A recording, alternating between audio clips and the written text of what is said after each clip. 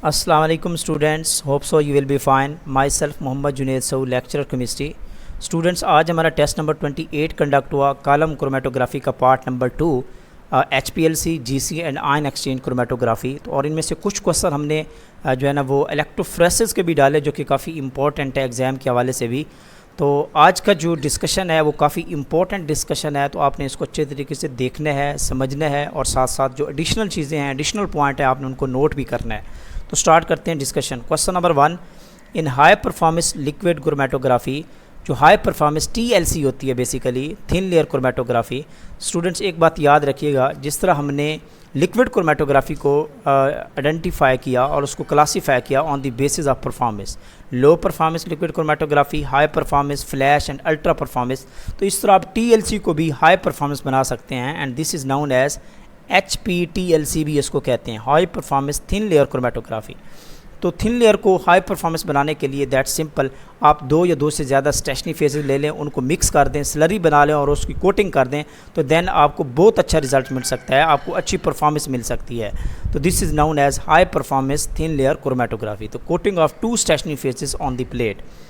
Next question है question number 2, number of theoretical plates are greater when flow rate in the HPLC।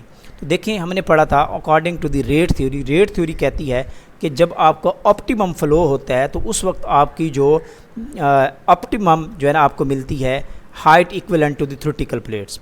इस तरह का हमने graph वहाँ जिक्र किया था कि जब आपका जो फ़्लो होता है ऑप्टिमम होता है, दिस इज़ दी, लेट कर लेते हैं, this is our optimum flow. क्या होता है? This is the optimum flow rate. यहाँ पे आपकी जो H है, HETP, height equivalent to the theoretical plate, तो ये आपकी ऑप्टिमम होती है, ठीक है, ये लो होती है बेसिकली। तो इस केस में आपकी जो इस optimum height equivalent theoretical plate पे आपकी जो नंबर ऑफ़ थ्योरेटिकल प्लेट्स होती हैं हायर्स होती हैं, नंबर ऑफ़ थ्योरेटिकल प्लेट जो होती हैं वो क्या बन जाती हैं, वो मैक्सिमम बन जाती हैं, हायर बन जाती हैं, जिसकी वजह से आपकी जो एफिशिएंसी होती है वो ग्रेटर होती है। तो so optimum flow rate is the important conditions, note कीजिएगा। नेक्स्ट क्वेश्चन है question number 3, back pressure in HPLC column can be reduce by. तो बैक प्रेशर के लिए हमने एक इम्पॉर्टेंट चीज़ देखी थी। देखें हमारे कॉलम के अंदर अगर पार्टिकल का साइज़ क्या होगा, स्मॉल पार्टिकल्स होंगे, क्या होंगे, स्मॉल पार्टिकल स्टेशनरी फेज़ होगी, तो देन आपको क्या होगा, उसमें जो साइज़ होगा उसको हम कहेंगे मोनोडिस्पर्सिटी। तो वो मोनोडिस्पर्स होगा, उसमें लॉन्गिट्यूडनल डिफ्यूजन होगी, उसमें जो है ना वो मल्टीपल पाथ नहीं होगा, जिसकी वजह से आपका जो बैक प्रेशर होगा वो लेस होगा, ठीक है। तो back pressure in the HPLC column can be reduce by decreasing the particle size. आप उसका पार्टिकल जो साइज़ है वो क्या कर दें, डिक्रीज़ कर दें, तो वो मोनोडिस्पर्स हो जाता है, जिसकी वजह से आपका जो बैक प्रेशर होता है वो रिड्यूस हो जाता है। इसी तरह पार्टिकल साइज़ अगर आप इंक्रीज़ करेंगे तो उसमें पॉलीडिस्पर्सिटी आएगी, जिसकी वजह से बैक प्रेशर इंक्रीज़ करेगा, और बैक प्रेशर का इंक्रीज़ होना वो एफिशिएंसी के लिए, परफॉर्मेंस के लिए अच्छा नहीं है। इसी तरह अगर फ्लो रेट टू हाई होगा, ठीक है, तो उस वक्त भी आपका बैक प्रेशर क्या हो जाता है, वो बहुत ज़्यादा हो जाता है। तो ये जो बेस्ट कंडीशन है वो है decreasing the particle size. Next question है question number 4, which of the following involve in the chromatography. तो क्रोमेटोग्राफी में बेसिकली, क्रोमेटोग्राफी में हम कहते हैं कि this is the physical interactions, and physical interaction में हमने देखा था फिजिकल एड्जॉर्प्शन प्रोसेस में तो हाइड्रोजन बॉन्डिंग भी होती है, लंडन फोर्स भी होती है, इलेक्ट्रोस्टैटिक फोर्स भी होती है। जबकि अगर हम केमिकल एड्जॉर्प्शन की बात करें तो वहाँ केमिकल बॉन्ड क्रिएट होता है, तो वो स्ट्रॉन्ग बॉन्ड होता है। तो all the forces are present. Next question है question number 5, which of the following detector gives mass flow dependent signal. तो कौन सा ऐसा डिटेक्टर है जो मैस फ्लो डिपेंडेंट सिग्नल देता है, and this is known as flame ionization detector, या जिसको हम कहते हैं FID, इसको हम कहते हैं फील्ड आयनाइजेशन डिटेक्टर भी कहते हैं, फ्लेम आयनाइजेशन डिटेक्टर भी कहते हैं। तो बेसिकली ये जो डिटेक्टर है ये डिपेंड करता है, depends directly on the flow rate of the carrier gas. ये कैरियर गैस के फ्लो रेट पे डिपेंड करता है जो प्रोड्यूस करती है सिग्नल, और वो सिग्नल जो होता है वो absolute mass of the solute vapours के वो क्या होता है, वो डायरेक्टली प्रोपोर्शनल होता है। तो इसमें हम जनरली क्या देखते हैं, मैस फ्लो डिपेंडेंट सिग्नल आता है in case of FID। Next question है question number 6, what does the retention factor K describe. देखिए स्टूडेंट्स, हमने बात की थी लेक्चर्स में भी, जो रिटेंशन फैक्टर होता है basically this is the ratio of time of solute spends with the stationary phase divided by the time of solute spends with the mobile phase. तो बेसिकली ये जो इंट्रैक्शन का मैकेनिज्म है ये हमें माइग्रेशन रेट ऑफ एनालाइट के बारे में बताता है कि वो एनालाइट किस रेट के साथ माइग्रेट करता है, क्योंकि उसकी एनालाइट के साथ भी मोबाइल फेज़ के साथ भी और स्टेशनरी फेज़ के साथ भी क्या होती है, वो एक अटेंशन होती है, उसकी अट्रैक्शन होती है, जिस बेस पे हमने जो मेन पर्पज़ है हमारा वो हमने क्या देखना होता है, माइग्रेशन रेट बेसिकली होता है in case of retention factor, जिसको हमने कैपेसिटी फैक्टर भी कहा था। नेक्स्ट क्वेश्चन है question number 7, what are the benefits of decreasing the column internal diameter. आप कॉलम का इंटरनल डायमीटर क्या कर दें, डिक्रीज़ कर दें कॉलम का इंटरनल डायमीटर। आप जैसे डिक्रीज़ करेंगे तो कॉलम की जो लेंथ है वो क्या कर जाएगी, कॉलम की लेंथ इंक्रीज़ हो जाएगी, और जब कॉलम की लेंथ इंक्रीज़ होगी तो वो कॉलम की एफिशिएंसी इंक्रीज़ हो जाएगी। तो एफिशिएंसी के साथ साथ इसकी जो रेजोल्यूशन होती है वो अच्छी मिलती है आपको। पीक्स आर मोर सेपरेटेड, और आपका जो सैंपल होता है वो अच्छा सा सेपरेट आउट हो जाता है और पीक्स रेजुलेट हो जाती हैं। तो नेक्स्ट क्वेश्चन है question number 8, doubling the height of theoretical plate at fixed column length. वो कहता है कि अगर आप कॉलम की लेंथ फिक्स कर देते हैं और थ्योरेटिकल प्लेट की हाइट को डबल कर देते हैं तो उस वक्त जो नंबर ऑफ थ्योरेटिकल प्लेट्स हैं लाइक दिस, इसका फार्मूला हमने यूज़ किया था L/H। L था हमारे पास height of the length of the column और H था height of the theoretical column. तो देखिए अगर आप इसको फिक्स कर देते हैं और हाइट ऑफ थ्योरेटिकल प्लेट को क्या कर देते हैं, इसको डबल करते हैं, तो भाई इसके साथ ये इन्वर्स रिलेशन है, तो ये क्या हो जाएगा, ये हाफ हो जाएगा, बशर्ते कि कंडीशन ये है कि आपने लेंथ को क्या करना है, फिक्स करना है, कांस्टेंट रखना है। तो number of height theoretical plate जो है ना, इसको अगर डबल करेंगे तो आपकी जो नंबर ऑफ थ्योरेटिकल प्लेट्स होंगी वो क्या बन जाएंगी, हाफ बन जाएंगी। नेक्स्ट क्वेश्चन है question number 9, which of the following gas is unsuitable gas carrier gas in the GC. देखिए जीसी में हम इनर्ट गैसेज यूज़ करते हैं, तो oxygen is not the inert gas, तो ये हम जीसी में यूज़ नहीं करते। हाइड्रोजन है, हीलियम है, नाइट्रोजन है, these are the inert gases, वो हम यूज़ करते हैं। नेक्स्ट क्वेश्चन है question number 10, device used in the column to keep the stationary phase in the place. Very important, ये काफ़ी इंपॉर्टेंट MCQ है।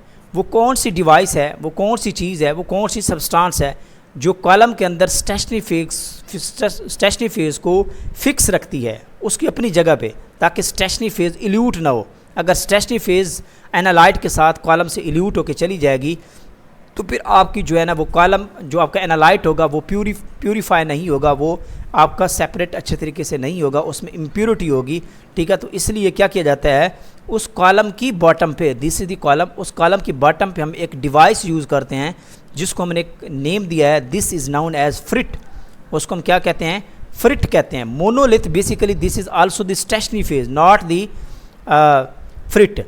ठीक है, तो फ्रिट हमारे पास क्या होती है, बेसिकली इसका काम होता है to retain the packing media.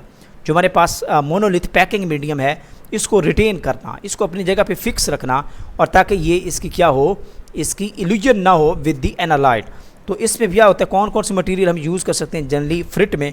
आपका स्टेनलेस स्टील है, क्या है, स्टेनलेस स्टील भी जनरली हम यूज़ करते हैं फ्रिट में। ठीक है, और इसके साथ साथ पॉलीइथाइलीन है, क्या है, पॉलीइथाइलीन है, इसी तरह पॉलीप्रोपाइलीन है, और इसके साथ साथ जो है ना वो ग्लास भी हम यूज़ कर सकते हैं। और सम टाइम कपास की जो कॉटन होती है, कॉटन वूल होती है, वो भी जनरली हम यूज़ कर लेते हैं, तो वो भी एज अ फ्रिट काम करती है। तो ये सारी चीज़ें एज अ फ्रिट काम करती हैं। नेक्स्ट क्वेश्चन है 11, ion exchange chromatography is based on.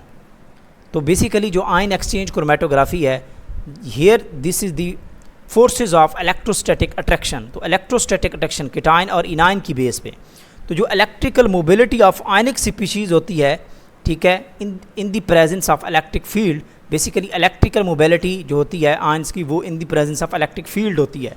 तो वो हम जनरली डिस्कस करते हैं इन द इलेक्ट्रोफोरेसिस। किसमें, इलेक्ट्रोफोरेसिस में हम क्या करते हैं, electrical mobility of ionic species देखते हैं in the presence of electric field. ठीक है, तो this is not the absorption chromatography, this is not the partition phenomena होता है, बल्कि इसमें क्या होती है, इलेक्ट्रोस्टैटिक अट्रैक्शंस क्रिएट होती हैं in the ion exchange chromatography. Note कीजिएगा इसको।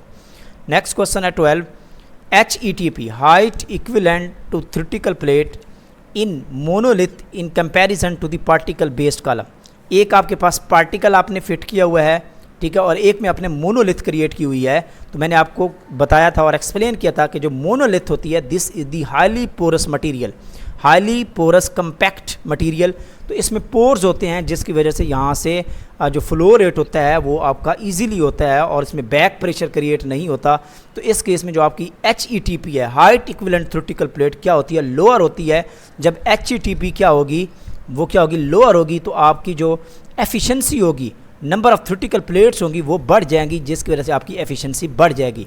तो मोनोलिथ यूज़ करने पे आपकी कॉलम की एफिशिएंसी इंक्रीज़ होती है, क्योंकि इसमें जो हाइट इक्विवेलेंट थ्योरेटिकल प्लेट होती है वो H, वो क्या होती है, वो लोअर होती है। ये इंपॉर्टेंट पॉइंट है, नोट कीजिएगा। नेक्स्ट क्वेश्चन है question number 13, the percent recovery is observed more in which column. देखिए परसेंट रिकवरी को मैंने डिफाइन किया था कि आपने एनालाइट डाला, आपने सैंपल डाला, उसमें से कितना एनालाइट आपका रिकवर हो गया, सेपरेट हो गया। तो जितना ज़्यादा आपके सैंपल में से एनालाइट रिकवर होकर सेपरेट होकर चला जाएगा तो उसकी परसेंट रिकवरी उतनी ज़्यादा होगी, कॉलम की एफिशिएंसी उतनी ज़्यादा होगी, उतनी अच्छी ज़्यादा सेपरेशन होगी। तो भाई कौन सा कॉलम में अच्छी सेपरेशन होती है, तो कैपिलरी कॉलम में जो है ना वो आपका मैक्सिमम जो एनालाइट होता है वो सेपरेट होकर ईजिली चला जाता है। तो इसकी जो परसेंट रिकवरी होती है वो क्या होती है, वो ग्रेटर होती है as compare to the packed column. Okay, this is the correct option. Next question है question number 14, GC is preferred for. तो GC जो है गैस क्रोमेटोग्राफी, ये जनरली नॉन पोलर कंपाउंड्स के लिए प्रेफर किया जाता है, क्योंकि ये इजीली वोलाटाइलाइज हो जाते हैं। तो आप इजीली इनको वोलाटाइल बना सकते हैं तो नॉन पोलर कंपाउंड्स को। So it is preferred for the non polar compounds. Next question है question number 15, which of the following detector is use for the compounds containing electronegative atoms.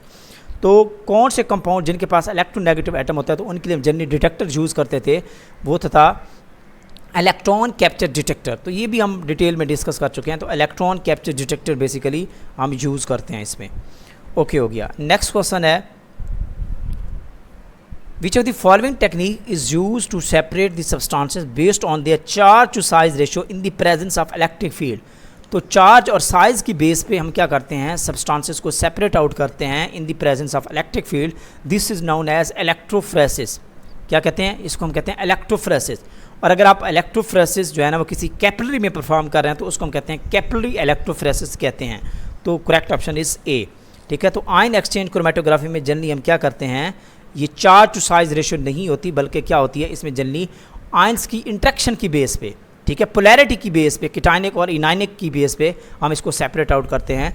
और mess spectrometry में generally हमारी क्या होती है, mess to charge ratio की base पे हम क्या करते हैं, इसको सेपरेट आउट करते हैं। नेक्स्ट क्वेश्चन है question number 17, which of the following solvent is use in the HPLC। तो HPLC में आप डिफरेंट सॉल्वेंट यूज़ कर सकते हैं, लाइक कार्बन टेट्राक्लोराइड है, असीटोनाइट्राइल है, इसके अलावा क्लोरोफॉर्म है, मेथनॉल आप यूज़ कर सकते हैं, हेक्सेन यूज़ कर सकते हैं, THF यूज़ कर सकते हैं, टेट्राहाइड्रोफ्यूरॉन यूज़ कर सकते हैं, बेंजीन यूज़ कर सकते हैं। तो डिफरेंट, और असीटोनाइट्राइल इस ये जो आपका है जो सॉल्वेंट यूज़ करते हैं, दिस इज़ द बेस्ट। ठीक है, असीटोनाइट्राइल काफ़ी जो है ना वो आपका जो है ना वो मोस्ट कॉमनली यूज सॉल्वेंट होता है इन दी HPLC। ओके, नेक्स्ट क्वेश्चन है question number 18, which of the following adsorbent is not used in the column chromatography. तो देखिए कॉलम क्रोमेटोग्राफी में आप जो है ना वो सिलिका जेल यूज़ करते हैं, एक्टिवेटेड एलुमिना भी यूज़ करते हैं, मैग्नीशिया जिसको हम कहते हैं magnesium oxide, this is also use. तो आप सबसे पहले आप चले जाएं, पास्ट में चले जाएं, तो सबसे पहले मैग्नीशिया यूज़ किया जाता था as a adsorbent material for the separation of substances. तो पोटाशियम परमैंगनेट जो है, this can not be used as the adsorbent material, because जो एड्सॉर्बेंट मटेरियल होना चाहिए उसकी कुछ प्रॉपर्टीज़ होनी चाहिए। जो गुड एड्सॉर्बेंट मटेरियल होता है बेसिकली उसका लार्ज सरफेस एरिया होना चाहिए, इजीली अवेलेबल होना चाहिए, लेस एक्सपेंसिव होना चाहिए, थर्मली स्टेबल होना चाहिए। लेकिन KMnO4 के पास ये सारी प्रॉपर्टीज़ नहीं हैं, तो so it can not be use as an adsorbent material in the column chromatography. Next question है question number 19, a theoretical plate in chromatography is represented by how many equilibrium steps. A theoretical plate, एक जो theoretical plate है वो एक equilibrium step को show करती है। सो 1 is the correct option. Next question है 20, the analysis and separation of industrial products like soaps and synthetic detergents is done by. तो जनरली सोप्स की, डिटर्जेंट्स की जो हम सेपरेशन करते हैं वो किस में करते हैं, GC में, गैस क्रोमेटोग्राफी में, क्योंकि इसके जो कंपाउंड्स होते हैं डिटर्जेंट्स के और सोप्स के ये इजीली जो है ना वो वोलाटाइल हो सकते हैं, नॉन पोलर कंपाउंड्स होते हैं जनरली, तो इसको हम इजीली सेपरेट आउट करते हैं in the GC. Next question है 21, in isocratic elution composition of mobile phase. तो आइसोक्रेटिक लीजन में हमारे पास कॉलम के अंदर मोबाइल फेस की overall throughout the column उसकी जो मोबाइल फेस होती थी वो क्या आती थी, वो कांस्टेंट रहती थी। ठीक है, तो आइसोक्रेटिक लीजन में जो आपकी मोबाइल फेस की कंपोजिशन है इट रिमेन्स दी कांस्टेंट। ये हम ऑलरेडी लेक्चर में भी डिस्कस कर चुके हैं। एक आइसोक्रेटिक लीजन होती है, एक ग्रेडियंट लीजन होती है और एक स्टेप वाइज लीजन होती है। Next question 22, which of the following range is usually used for the liquid sample in the packed column in GC। GC में पैक्ड कॉलम अगर आप लेते हैं तो उसमें आपकी जो रेंज होती है, ठीक है, लिक्विड सैंपल के लिए वो कितनी होती है, 0.1 से लेकर 10 माइक्रोलीटर तक इसकी रेंज होती है। नेक्स्ट क्वेश्चन है 23, इन क्रोमेटोग्राफिक एनालिसिस आपके पास peak A has the retention time of 9.58 minute है और उसकी बेस लाइन इतनी है। लेट कर लेते हैं, ये बना लेते हैं इसकी, दिस इज द ग्राफ। ठीक है, इस तरह इसकी पीक है। तो आपकी देख लेते हैं कि ए जो है पीक उसका रिटेंशन टाइम 9.58 है, जबकि जो आपकी बी पीक है उसका 8.78। देखें जिसका रिटेंशन टाइम ग्रेटर होता है वो पीक, वो कंपाउंड बाद में जाके सेपरेट आउट होता है। तो ये आपका ए होगा कंपोनेंट, इसको हम लेट कर लेते हैं, this is the B, just name दिए हमने। ओके, तो इसका जो रिटेंशन टाइम है यहाँ तक, इसका रिटेंशन टाइम है 9.58, जबकि इस केस में बात करें this is the B component, तो इसका जो रिटेंशन टाइम है वो है 8.78। ये जस्ट मैं आपको समझाने के लिए बता रहा हूँ, ठीक है, रिटेंशन टाइम। बाकी ये पीक जो है वो एक दूसरे के क्लोज होंगी। इस तरह इनकी बेस लाइन आप चेक कर लें, this is the base line, this is the base line. तो इसमें उसने पूछा है what is the resolution of two peak. तो टू पीक की जो रेजोल्यूशन है वो क्या होगी। देखिए ये जो रिटेंशन टाइम है वो बहुत करीब है, ये मैंने पीक दूर बनाई है लेकिन वो पीक्स दूसरे के क्लोज होंगी। तो रेजोल्यूशन का सिंपल फार्मूला था R इज इक्वल टू जो आपका पीक होती है retention time of higher retention time जो होता है, ये याद रखिएगा। ये ज़रूरी नहीं है कि पहले ए आएगा बाद में बी आएगा, आपने ए में से बी को मैनेज करना है। हमेशा जिसका मोर रिटेंशन टाइम होता है उसमें से आपने लेस रिटेंशन टाइम को क्या करता है, मैनेज करना होता है। तो यहाँ हम क्या लेंगे, retention time of be manage retention time of A divided by 0.5 width of, इसमें आप किसी को भी ले लें क्योंकि इसमें दोनों प्लस हो रही हैं, width of B plus width of A, तो ये आप ले लें, ठीक हो गया। तो जब हम इसको सॉल्व करेंगे रिटेंशन टाइम क्या है 9.58 माइनस 8.78 डिवाइडेड बाय 0.5 0.87 प्लस 0.48। जब आप इसको कैलकुलेट कर लेते हैं तो फाइनली इसका आंसर आता है 1.19, इसका आंसर आता है। तो correct option is C. Next question है क्वेश्चन नंबर 24। वो कहता है एक chromatographic analysis gives a peak with the retention time. एक पीक है, ठीक है, उसका जो रिटेंशन टाइम है वो है 8.68 और उसकी जो बेस लाइन है वो है 0.29 बेस पीक है और उसका जो रिटेंशन टाइम है वो कितना है, वो आपका 8.68 है। तो वो कहता है कि what will be the how many theoretical plates involve in this process. तो कितनी थ्योरेटिकल प्लेट्स होंगी इस प्रोसेस में इन्वॉल्व होंगी। तो इसके लिए हमने सिंपल फार्मूला भी यूज़ किया था, n is equal to 16 retention time divided by width of peak का स्क्वायर। तो भाई इसमें आप सिंपल कैलकुलेशन करें, 16 retention time 8.68 divided by width दी गई है 0.29 का स्क्वायर। अगर आप इसको डिवाइड करते हैं ये वाला फैक्टर तो ये ऑलमोस्ट आपका आता है 29.9 का स्क्वायर। तो आप इसको कैलकुलेशन के लिए 30 भी कह सकते हैं ताकि आपकी कैलकुलेशन इजी हो जाए। तो देखिए सम टाइम क्या होता है, आपका क्लोज 3 ऑप्शन होता है, तो वो क्या करते हैं, वो आपकी पॉइंट वैल्यू को जो है ना वो उसकी होल नंबर में लेके कैलकुलेट कर रहे होते हैं। तो जब भी आपको न्यूमेरिकल आता है तो याद रखिएगा क्योंकि पॉइंट वैल्यूज़ को मल्टीप्लाई करना, उनका स्क्वायर लेना दैट्स डिफ़िकल्ट। तो फिर अब देखें 29.9 जो है ये अप्रॉक्सीमेटली 30 के इक्वल होता है। तो इसका आंसर आपका बिल्कुल क्लोज 3 आता है, कोई इतना ज़्यादा डिफरेंस नहीं होता। तो जब हम इसको कैलकुलेट करते हैं तो ये आपका आंसर फाइनली आ जाता है, ये 14,300 आता है। अगर आप 30 से कैलकुलेशन करते हैं तो ये आपका आंसर आएगा 14,400 ऑलमोस्ट इसका आंसर आएगा। तो correct option is C. Next question है question number 25। Column efficiency decreased by तो कॉलम की एफिशिएंसी किस तरह डिक्रीज हो सकती है? अगर आपका यूनिफॉर्म पार्टिकल साइज होगा तो मोनो डिस्पर्सिटी ज़्यादा होगी और कॉलम की एफिशिएंसी इंक्रीज़ होगी। इसी तरह अगर आप टेम्परेचर इंक्रीज़ कर देते हैं तो कॉलम की एफिशिएंसी इंक्रीज़ होती है। इस तरह थिन स्टेशनरी फेज़ अगर आप कोटिंग करते हैं तो वो और ज़्यादा अच्छी होती है, जो कोटिंग हमने की थी तो वो भी कॉलम की एफिशिएंसी इंक्रीज़ होती है। लेकिन आपका फ्लो रेट अगर बहुत ज़्यादा लो होगा, नॉट द ऑप्टिमम, अगर वेरी वेरी लो होगा तो उस केस में आपकी कॉलम की एफिशिएंसी क्या कर जाएगी? डिक्रीज़ कर जाएगी। नेक्स्ट क्वेश्चन है 26, विच of the following factor does not effect the electrophoretic mobility? Very important. तो इलेक्ट्रोफोरेसिस में जो एनालाइट का जो हमारा सेपरेटिंग सब्सटेंस होती है, सल्यूट होता है, तो bulk flow of analyte in the column या आपका जो सिस्टम होता है उसको हम कहते हैं इलेक्ट्रोफोरेटिक फ्लो कहते हैं। एक होता है इलेक्ट्रोऑस्मोटिक फ्लो। तो बेसिकली जो इलेक्ट्रोऑस्मोटिक फ्लो होता है वो जो हम बफर, उसमें बफर सिस्टम यूज़ करते हैं, तो बेसिकली बफर के फ्लो की वजह से उस फ्लो को हम कहते हैं इलेक्ट्रोऑस्मोटिक फ्लो। और जो एनालाइट के बल्क फ्लो की वजह से जो मोबिलिटी होती है उसको हम कहते हैं इलेक्ट्रोफोरेटिक मोबिलिटी कहते हैं। तो ये इलेक्ट्रोफोरेसिस में आप अच्छे तरीके से इसको डिस्कस कर सकते हैं, उसको देख लीजिएगा। तो इसमें इसका फार्मूला यूज़ होता है, इलेक्ट्रोफोरेटिक मोबिलिटी को हम यूज़ करते हैं म्यू से, and it is equal to the Q divided by 6 pi eta are.